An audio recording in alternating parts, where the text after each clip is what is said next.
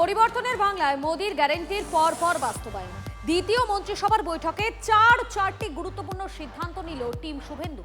June থেকে ধর্মীয় সহায়তা বন্ধ, 1 জুন থেকে অন্নপূর্ণা যোজনা, সরকারি বাসে মহিলাদের ফ্রিতে যাতায়াত, সপ্তম বেতন কমিশনের সায় দিল মন্ত্রিসভা। অন্নপূর্ণার ভান্ডার যা আমরা প্রতিশ্রুতি দিয়েছি, সরকারি বাসে বিনামূল্যে যাওয়া। বাংলা ডাবল ইঞ্জিন সরকারের মন্ত্রিসভার প্রথম বৈঠকে ছিল 6 বড় ঘোষণা। 1 জুন থেকে সমস্ত সরকারি বাসে পশ্চিমবঙ্গের মহিলাদের জন্য বিনামূল্যে পরিবহন প্রকল্পের অনুমোদন, অন্নপূর্ণা যোজনা প্রকল্পের নীতিগত অনুমোদন, সপ্তমতম রাজ্য বেতন কমিশনের গঠন। মন্ত্রিসভার দ্বিতীয় বৈঠকে পর চমক, চারটি ঘোষণা হলো। শুভেন্দু অধিকারী মন্ত্রিসভার বৈঠকে সিদ্ধান্ত নেওয়া হয়েছে আগামী 1 জুন থেকে অন্নপূর্ণা যোজনায় মিলবে 3000 টাকা। 1 জুন থেকে সরকারি বাসে বিনামূল্যে মহিলারা যাতায়াত করতে পারবেন। সরকারি কর্মচারীদের জন্য সপ্তম বেতন কমিশনের সায় দিয়েছে মন্ত্রিসভা। আর তাৎপর্যপূর্ণ বিষয় হলো ধর্মীয় সহায়তা প্রকল্প জুন মাস থেকে বন্ধ রাখার সিদ্ধান্ত নেওয়া হয়েছে। ধর্মীয় শ্রেণী বিন্যাসের ভিত্তিতে প্রদত্ত সহায়তামূলক প্রকল্পসমূহ বন্ধ, বেতন কাঠামো সংশোধনের লক্ষ্যে সপ্তমতম রাজ্য বেতন কমিশনের গঠন।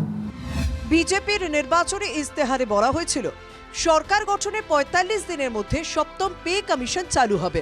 1.5 মাস দূরের কথা, সরকার গঠনের 10 দিনের মধ্যেই বেতন কমিশনে অনুমোদন দিল মন্ত্রিসভা। সপ্তম বেতন কমিশন ঘোষণায় উচ্ছ্বসিত সরকারি কর্মীরা। বিজেপির পক্ষ থেকে লাড্ডু বিলি হয় হুগলির মগরা বিডিও অফিসে। রাজ্য সরকারকে আমরা ধন্যবাদ জানাই যে পে কমিশনের যে আমাদের দাবি, সেই দাবিকে মেনে নিয়ে যে গঠন হলো। আমরা আশা করছি যে এই বকেয়া ডিএ কারেন্ট ডিএ সেই ডিএ নিয়ে রাজ্য সরকার অতি শীঘ্রই সেটা পদক্ষেপ গ্রহণ করবেন। বর্তমান সরকার যে স্টেপটা নিয়েছেন এটা সত্যি পজিটিভ, আর আমরাও আশাবাদী আগামী দিনে হয়তো ডিএরও ঘোষণা হবে সরকারের পক্ষ থেকে। আগেই সিদ্ধান্ত নেওয়া হয়েছিল সেই মতো সরকারি চাকরিতে আবেদনের বয়সসীমা 5 বছর বাড়ানোর বিজ্ঞপ্তি দিল পরিবর্তনের সরকার। আমরা সাধুবাদ জানাচ্ছি বর্তমান সরকারকে যে এই যে 5 বছর এক্সটেনশন দিয়েছেন, বহু ছেলে মেয়ের জীবন বাঁচবে। ক্ষমতায় এলে কর্মসংস্থান থেকে উন্নয়নের বিষয় ইতিবাচক পদক্ষেপের বার্তা দিয়েছিল বিজেপি।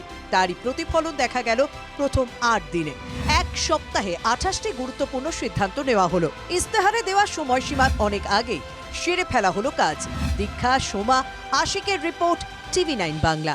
বেসরকারি শিক্ষা প্রতিষ্ঠানে ফি নিয়ে দীর্ঘদিন ধরেই না অভিভাবকদের মধ্যে একটা অভিযোগ ছিল, ক্ষোভ ছিল। বিভিন্ন জায়গায় আমরা প্রতিবাদ আন্দোলন পর্যন্ত দেখেছি। কিন্তু মুখ্যমন্ত্রী শুভেন্দু অধিকারী তিনি মনে করছেন বেসরকারি শিক্ষা প্রতিষ্ঠানে ফি নেওয়ার উপর সরকারি নিয়ন্ত্রণ থাকা উচিত। বেসরকারি শিক্ষা প্রতিষ্ঠানগুলিকে আমি আবেদন করব যে অর্থনৈতিকভাবে আপনারা যেভাবে ফিজ বা সেমিস্টার বা অন্যান্য যে সমস্ত অর্থ নিচ্ছেন, এক্ষেত্রে সরকারের নিয়ন্ত্রণ রাখা উচিত। আপনারাও এখন থেকে ভাবতে শুরু করুন, এমন কোনো কাজ করবেন না যাতে সরকার বিব্রত হয়, কোনো সাধারণ বাড়ির ছেলেমেয়েরা তারা অসুবিধার মধ্যে পড়ে, এটা করবেন না।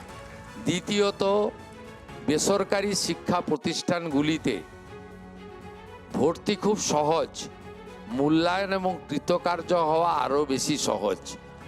দয়া করে মূল্যায়নের ক্ষেত্রে একটু সঠিক যত্নবান হন। মেধা অনুযায়ী তার মূল্যায়ন হওয়া দরকার রয়েছে। নইলে প্রতিযোগিতায় যখন আমাদের সরকারি শিক্ষা ব্যবস্থার ছাত্রছাত্রীরা যাচ্ছে, তারা তখন বেসরকারি শিক্ষা ব্যবস্থার সাথে অসম প্রতিযোগিতায় ছিটকে যাচ্ছে, এঁটে উঠতে পারছে না। এক্ষেত্রেও একটা সুস্থ প্রতিযোগিতা থাকা দরকার।